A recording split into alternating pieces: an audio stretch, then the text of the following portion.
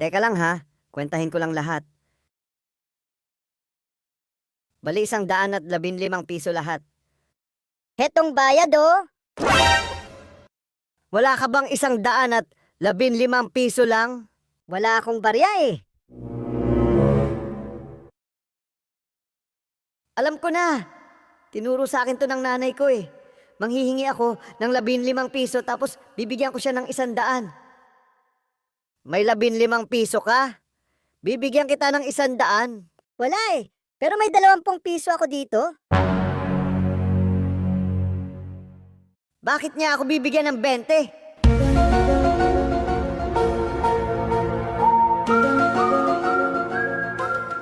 Bibigyan kita ng 20, tapos ibigay mo sa akin yung 100. May utang ka na lang sa akin na 5 piso. Ha? Ba't ako pa yung nagkautang?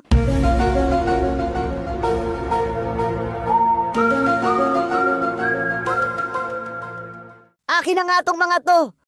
Bakit? Ang gulo mo kausap eh.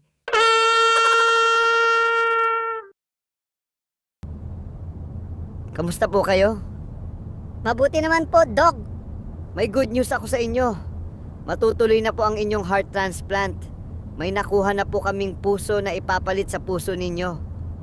Talaga po, Dok. Nako, salamat naman. Meron tayong 3 pwedeng pagpipilian. Ikaw nang bahalang mamili kasi magkakaiba yung presyo eh. Okay po, Dok. Merong atleta, 5 milyong piso. Engineer, 6 million pesos. At politiko, 20 milyong piso. Teka, Dok. Ba't mas mahal yung politiko? Ganun talaga. Mahirap maghanap ng politiko na may magandang puso.